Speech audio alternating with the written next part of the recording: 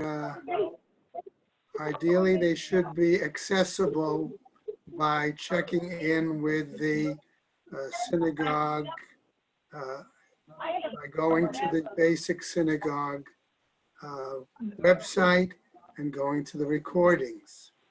Okay, I will ask other people to, in order to continue to mute their microphones.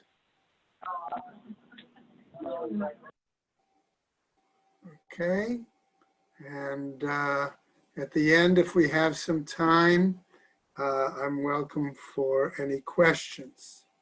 Okay. Today we're going to be starting on Yud Chet Amud Beis, about 3 lines from the bottom. And therefore we're preparing actually tomorrow's daf. Right? Just a reminder also again that if for some reason this time of day is not helpful for you, please let Andrea or myself know, and we can try to arrange some alternative. Okay, but this is what seemed to work out best given the timing of other Zoom shiurim. Okay, all right, thank you for joining. And as I said, if we start on Yud Chet Amud Beis today, 3 lines from the bottom with the Braita. Okay. Tanu Rabbanan, says the Braita. Beit Shammai, okay, Omrim, what do they say? Lo yimkur adam chemtzo lenachri, ela im kein yodea bo, sheyichle kodem haPesach. Right? Divrei Beit Shammai.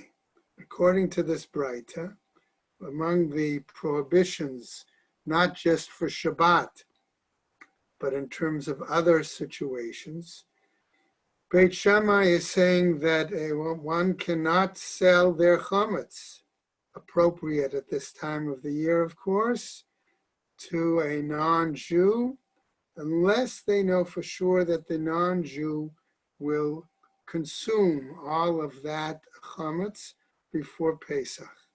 This is the view of Beit Shammai.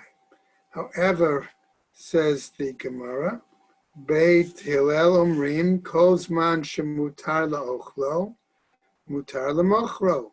So long as it's permissible for the Jew to sell his chametz, remember that's up till a certain time of Erev Pesach, actually on the 14th itself, okay? It is permissible to sell it. Now, as we continue on, Rabbi Yehuda Omer, says Rabbi Yehuda, as we begin Yud Tet Amud Aleph. Okay, Kutach Habavli, this Babylonian porridge, if you will, that's a mixture of dry breadcrumbs, milk, things like that, that was very sour. Right? B'chol minei kutach, and all kinds of this kind of porridge. Asur limkor, it's forbidden to eat, sell, namely to the Gentile. Shloshim yom kodem haPesach, also for 30 days for Pesach. The reason we might assume is that since it's the practice to start learning the halachas 30 days beforehand, that is the time frame that Beit Shammai again is using.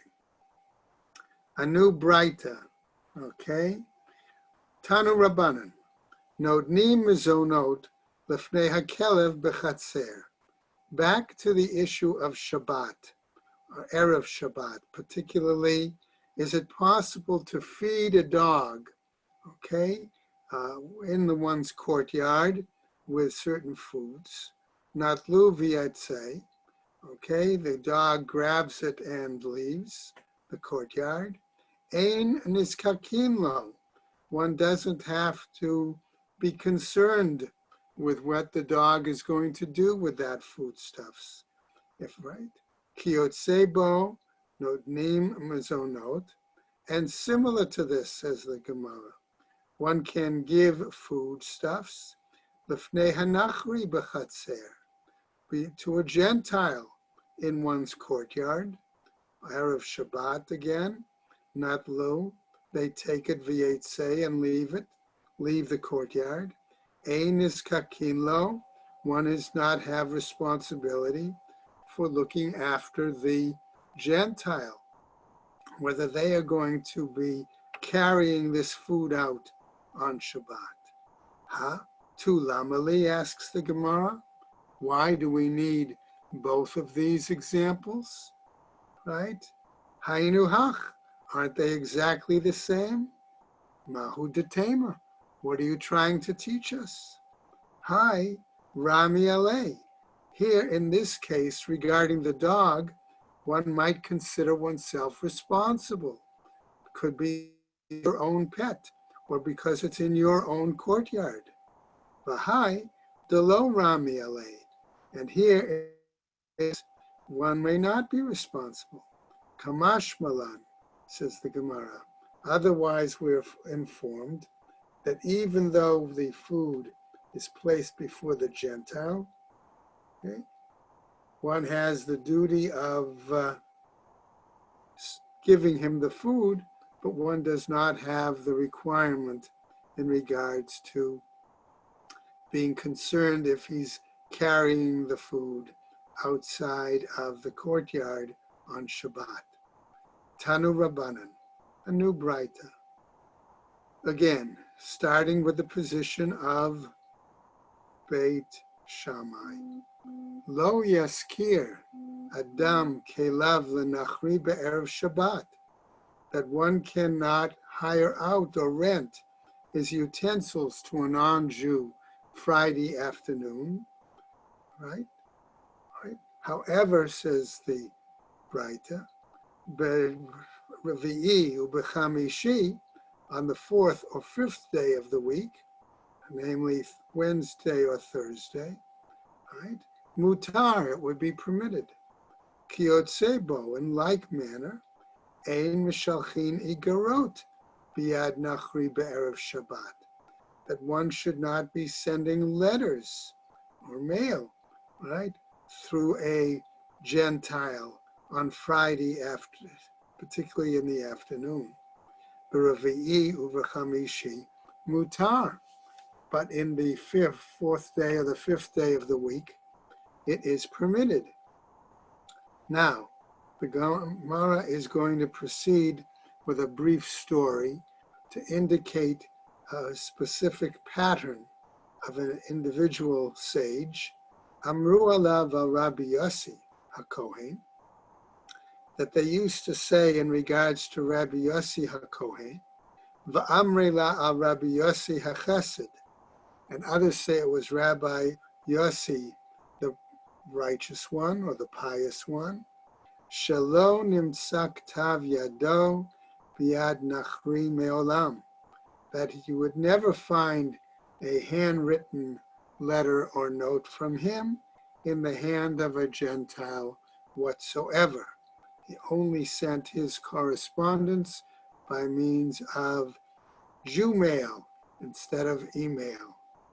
Tanu Rabbanan, says the new Braita. Ein mishalchin igeret biyad nachri erev Shabbat.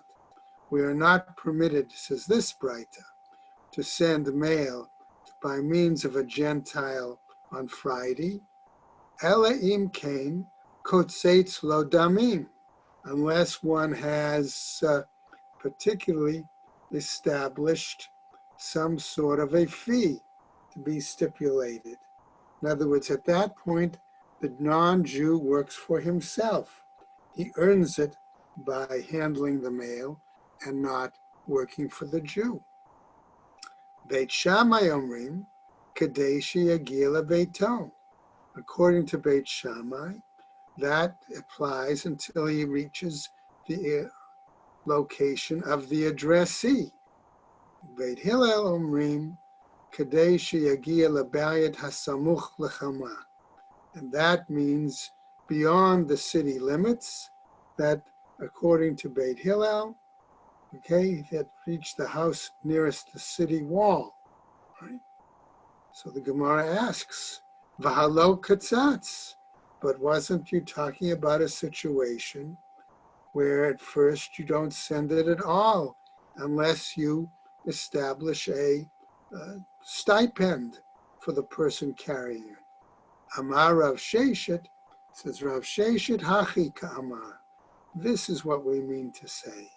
V'im lo katzatz, if one doesn't stipulate a stipend, Beit Shammai omrim, according to Beit Shammai, ad sheyagia lebeito, okay, that it is permissible only until he reaches the house of the addressee. Beit Hillel omrim, ad sheyagia lebayit hasamuch l'choma. However, that if the location is not in that house, he can put it aside in a post office in a location within the city wall, so he's not taking it beyond the city limits and ultimately beyond the Tchum.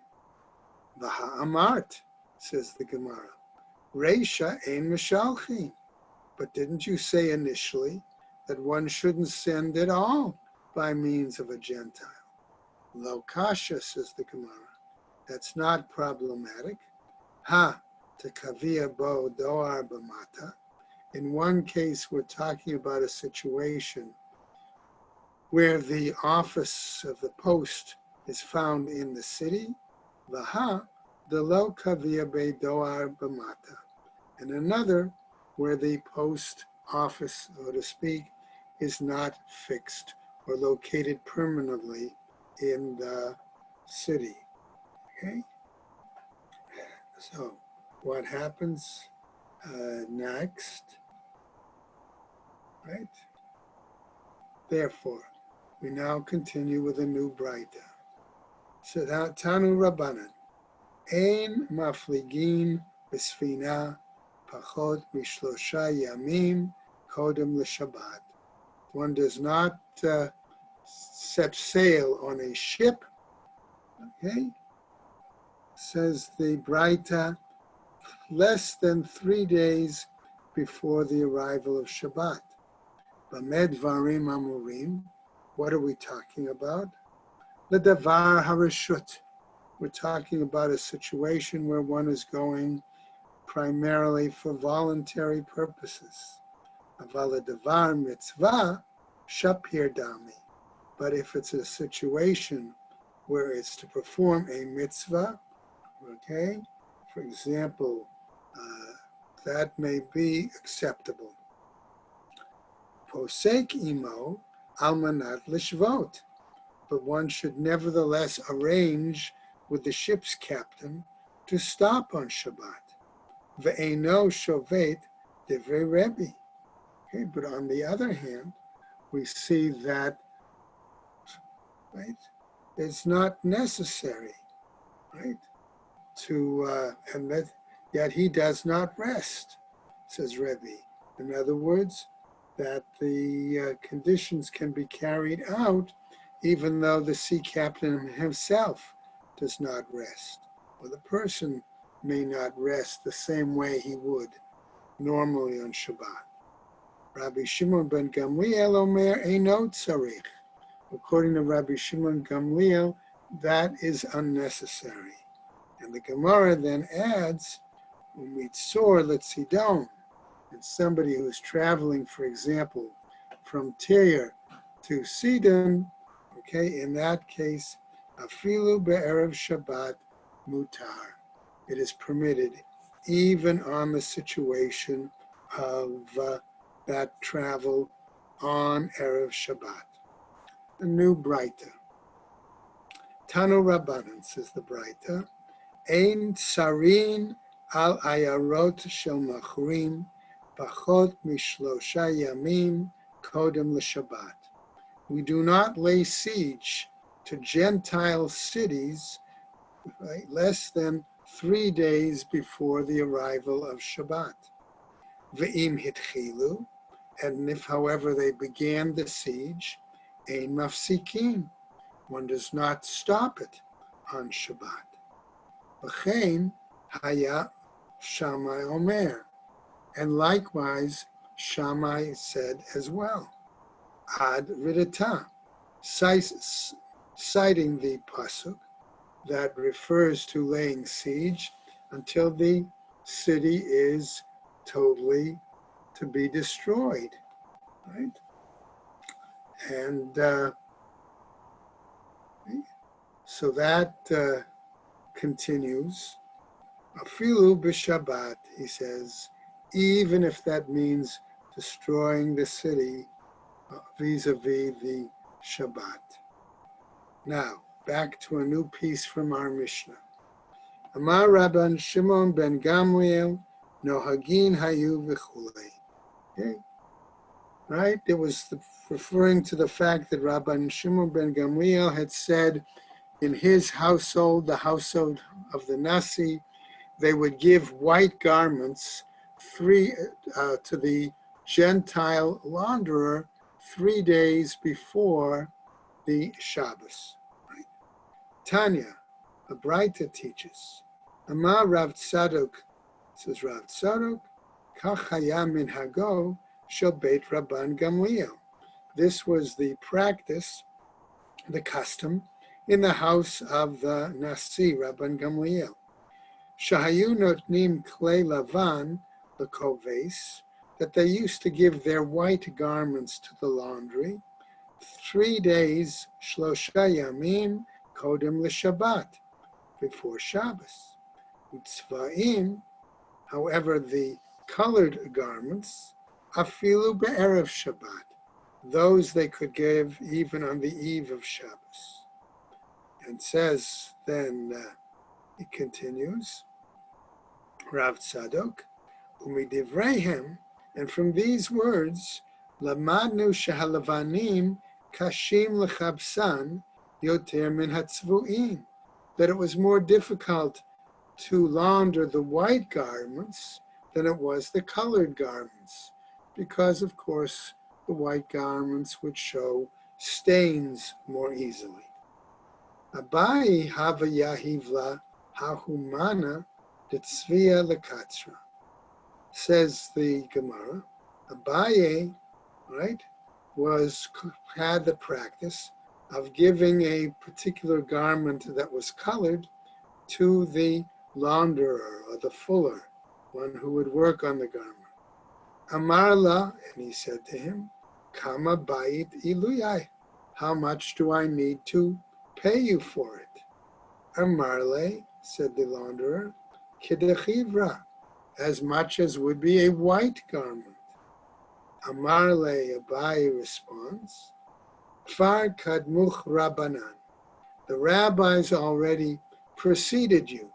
In a sense, in other words, by learning Torah and mitzvot, I have already learned the logic of the rabbis that says that there's a difference in price in that situation. And therefore, I realize also how to behave with general matters in society. Amar Abai, and again Abai says, Hai man dayehiv mana lekitra. If there is a person, says Abai, that needs to give a garment to the fuller, to the cleaner, bimashcha nativle, make sure you measure it before you give it to him.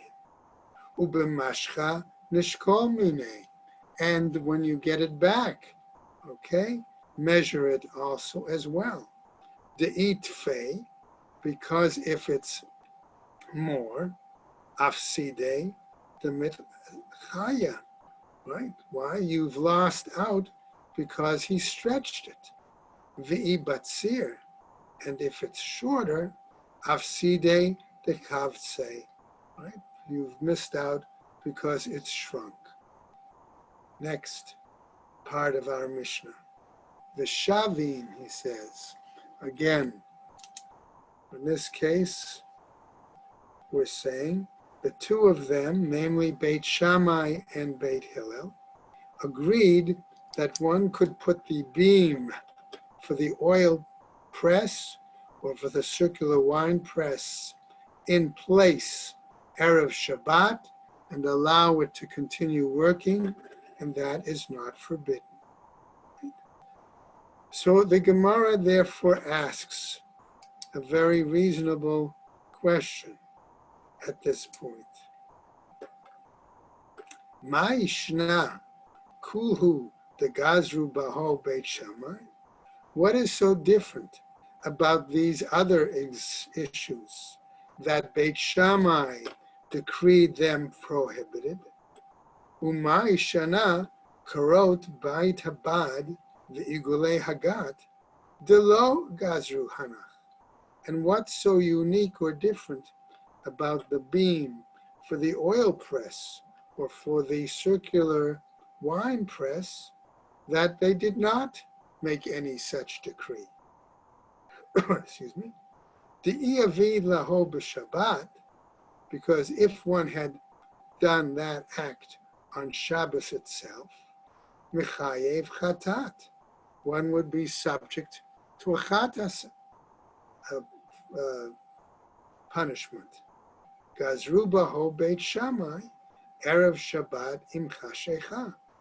Therefore, Beit Shammai made a decree that it was regarding putting it in before Shabbat started, Friday afternoon before dark.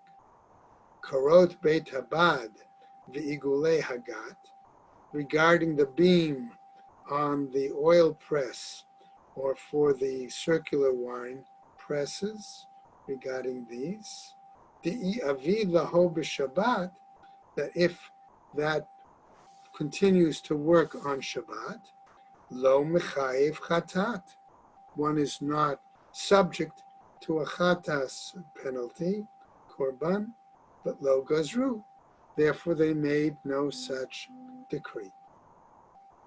Now the Gemara asks, Man Tana, the chol mide da'ate mimela, shapir dami. Who is the Tana then, who holds that all of these things, if they come about, so to speak, by itself, shapir dami, that is acceptable? Amar Rav Yossi, says Rav Yossi bar Chanina, Rabbi Yishmael he. It's the view of Rabbi Yishmael, who teaches the Tanan in our Mishnah, Hashum, regarding garlic, Va'boser, half-ripe grapes, Va'melilot, Sheraskan miba'od yom, or parched corn, okay, that has been prepared, semi-grinded, so to speak, while it's still day on Friday. Rabbi Yishmael Omer, Yigmor Mishatech Shach, that it's permissible to continue that work once it's dark. But Rabbi Akiva, on the other hand, Omer, says, as we turn now to Yutet Amud Beis, Lo Yigmar, that one is not permitted to continue that work at night. Right? One may not finish it. Why? Because it causes the juice to run out, and this is problematic whether to allow it to continue on Shabbat. Now, our Gemara wants, however, to clarify this question with a different response. Rabbi Elazar ben Padat, Amar, he says, Rabbi Elazar ben Shamua, right?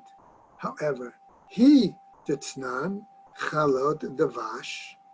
Rabbi Elazar ben Shamua holds the following. If Mishnah tells us that if we have honeycombs, sheriskan be'erev Shabbat, and we have crushed them on Friday, the eve of Shabbos, v'yatzu me'atzman, and the honey then exudes, pours out by itself, asur, it is forbidden.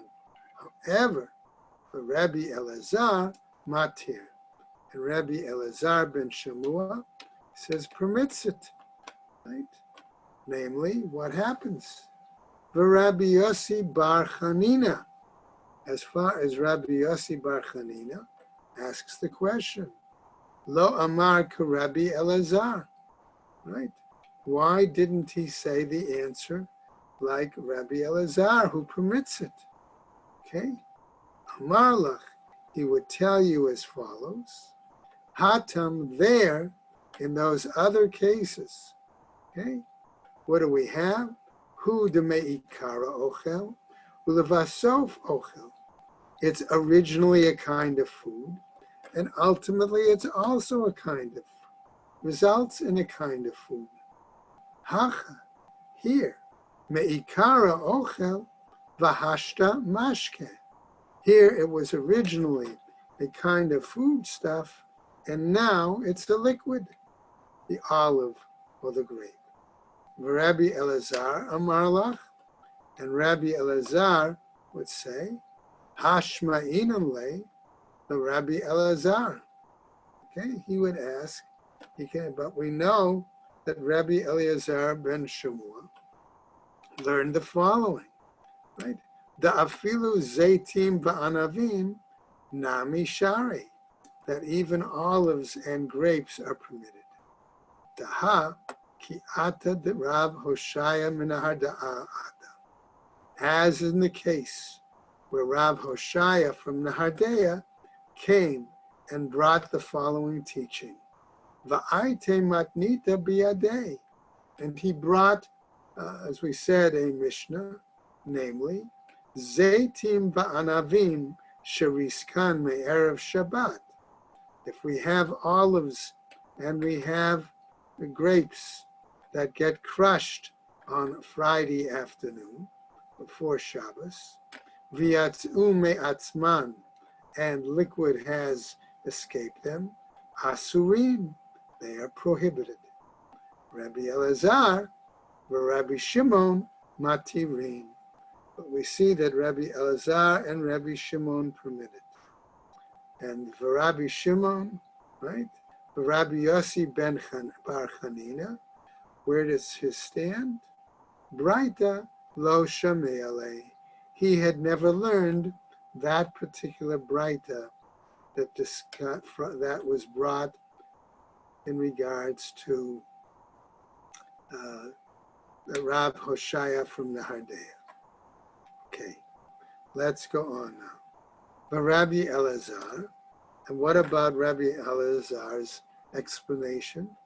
Ma'itama lo amar ka Rabbi Yossi bar Chanina. Why didn't he give the answer similar to Rabbi Yossi bar Chanina?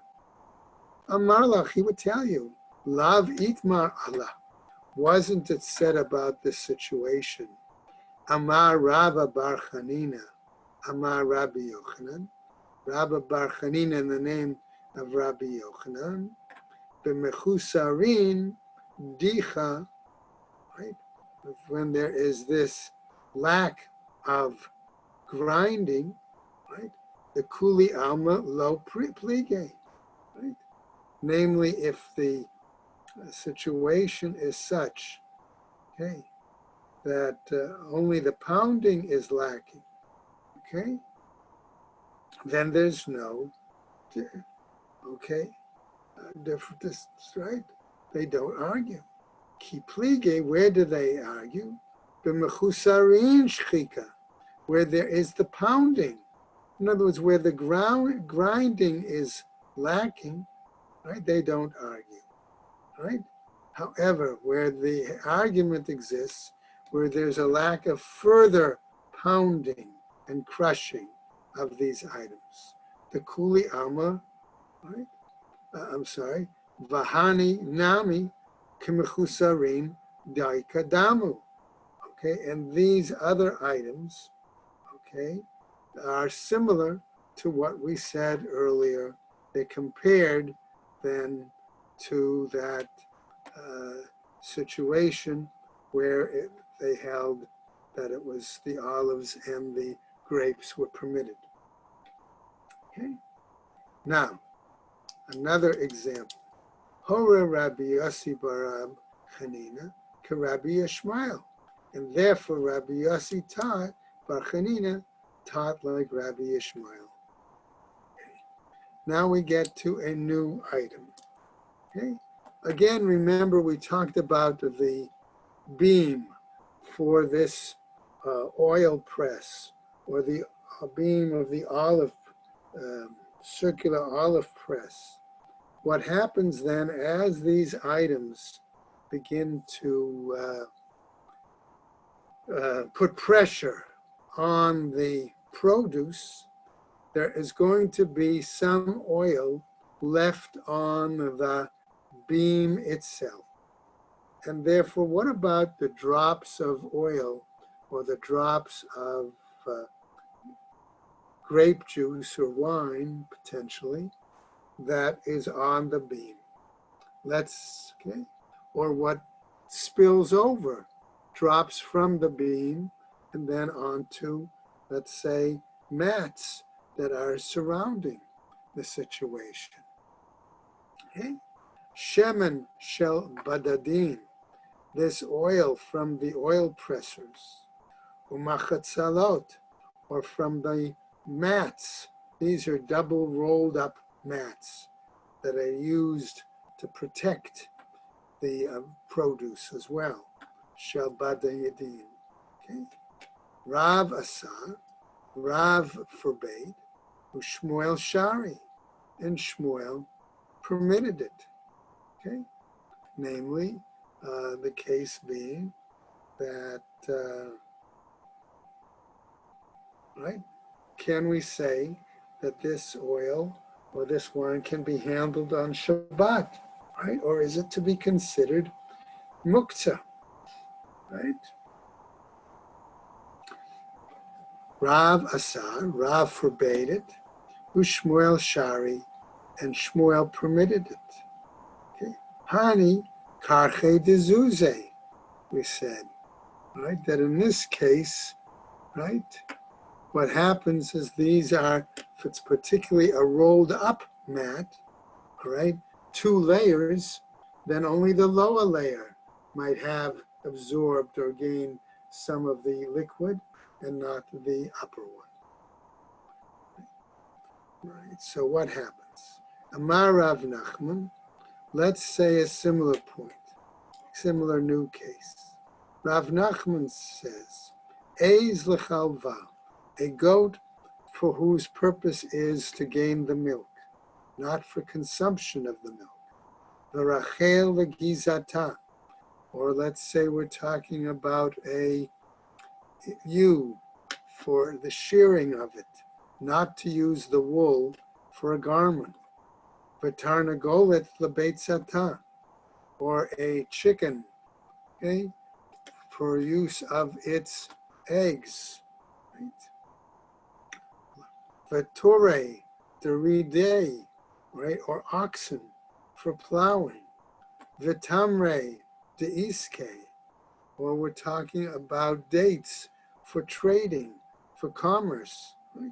So all of these items are talking about situations where it's not for personal use, particularly on Yom Tov, or even Shabbat especially. Okay, what happens?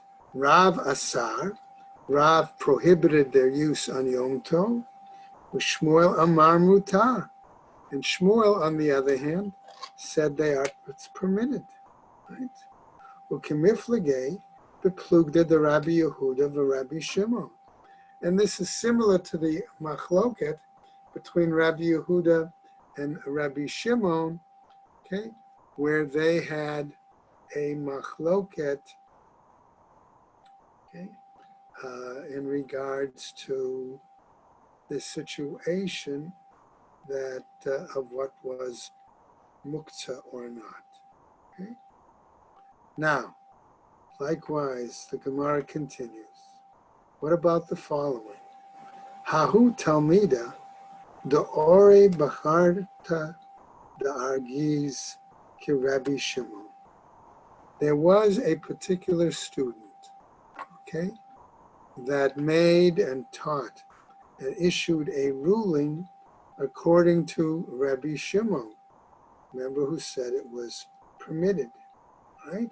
But he did this in the sphere of influence, the area where Rav was the Marada Asra.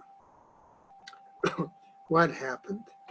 Shamte Rav Himnuna. Rav Himnuna put this student in a ban. Some might translate it as excommunicated, but I think ban is probably more appropriate. Vaha, Kirabi Shimon Svirala. But don't we actually hold like the halacha as like Rabbi Shimon? Ba'atre de Rav Hava. This was in the sphere of influence, we said, where Rav was the Marada Asra. Lo ibayele leme'abad hachi. That was not only necessary, but it was inappropriate for him to act in such a manner and to do so. Likewise, Hani Tre Talmide, a situation where there are two students, right? What happened? In regards to a situation where there is a fire, and one must use a utensil to carry water to put out the fire. Right? Chad matzil b'chad mana, one put out the fire, saved by using a single utensil, back and forth many times, right? V'chad matzil ba'arba v'chamesh mane, and the other, however, used 4 or 5 different utensils back and forth, so he had to make fewer trips, right? What happened? Ukemiflage beplugta de Rabba bar Zivta Rav Huna, and they are involved in the same dispute as Rabba bar Zevda and Rav Yehuda, Rav Huna, right? Well, basically, again, also to see it later on. Okay, our new Mishnah now. Matnitin, says our Mishnah, Ein solin basar batzel beitza ala kadeshi yitzolu miba'od yom. According to the Mishnah, which we actually saw earlier, right? One doesn't roast meat, an onion, or an egg, right? Unless they are able to roast it while it is still daytime, there of Shabbat. Likewise, ein notnim pat letanor. One doesn't place a loaf of bread into the oven, im chashecha, at nightfall, velo charara al gabe gechalim, nor do we put a biscuit or a cake of some kind, okay, on coals, right? Right? Ela kadei sheyikramu paneha miba'od yom, unless it's possible for the bread to form some sort of crust while it's still daytime. Rabbi Elazar Amar, okay, and in this case, Rabbi Elazar says, kadei sheyikrom hatachton shala, so long as at least the bottom part, okay, forms some sort of crust. Now, those ovens, remember, were earthenware ovens, were upright, and the way one put the bread in, imagine taking like pita and sticking it to the side of the oven. And so the question then is, are we talking about oven side forming a crust, or perhaps the outer side forming a crust, right? That's the part of the question. How much time are we dealing with here? Now, however, the Gemara Mishnah continues with another example, right? Which actually turns out to be a somewhat of an exception. Mishal Shalin et Pesach. Again, appropriate to the time that we acknowledge that one lowers the Passover sacrifice, right? B'tanur im chashecha, into the oven at the time of nightfall, at darkness. Uma'achizin et haor, and we light up the fire of logs using smaller chips of wood, right? B'medurat, or b'medurat bayit hamoked, right? In a pile, right? Okay, and these references are to the temple. However, big vulin, okay, right? Namely, what happens, right? Right? The Beit HaMoked, of course, is the chamber of the hearth, where there was a fire for the Kohanim to warm themselves, right? After they did their avoda, they were barefoot and not heavy clothing. And if the weather was cold or inclement, they needed to have a fire there. However, says the Gemara, as we just roll over briefly to the top of Kaf, ubig vulin, kadei sheta'achaz ha'or berubo. Okay, there it's not acceptable unless there's time enough for the fire to take hold of the greater part of the pile of wood. Rabbi Yehuda Omer, says Rabbi Yehuda, the pechamim kol shehu, or in a case of charcoal, okay, even there, coals or charcoal, just if a small amount seems to start burning before nightfall, then that would be permitted. And we will stop right there. Okay, I'm going to unmute any questions or comments. Ted, okay?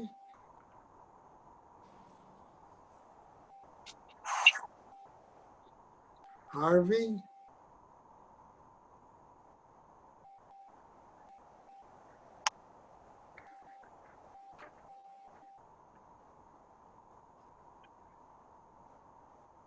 Okay. Very good. Jerry? Thank you very much. Thank you. Okay. Very good. All right. And as I said, we're sort of recording for the next day. And if you missed, we started on Sunday with a couple of recordings, so you can check back some of those if you need to catch up. Or as I said, if this is a difficult, inappropriate time, we can try to look and check with Andrea if any other times are better. All right? Everyone have a good day. Take care. Thank you. Thank you.